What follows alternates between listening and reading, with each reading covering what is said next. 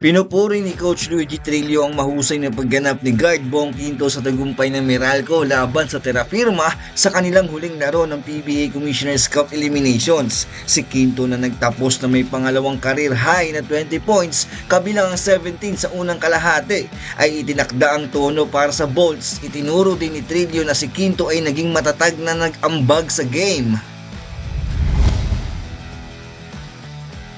Nakuha ng Barangay Ginebra ang outright top 4 seeding sa PBA Commissioner's Cup Playoffs sa pamamagitan ng pagdaig sa NLEX sa isang matinding road showdown sa Legazpi Albay. Si Stanley Pringle ay naghatid ng mahalagang free throws sa huling 5 segundo upang selyohan ang panalo. Tinitiyak ng Ginebra na hindi sila bababa sa ika-4 na pwesto sa eliminasyon. I-comment mo ang iyong mga saloobin at i-follow ang Sports Plus PH para always updated ka.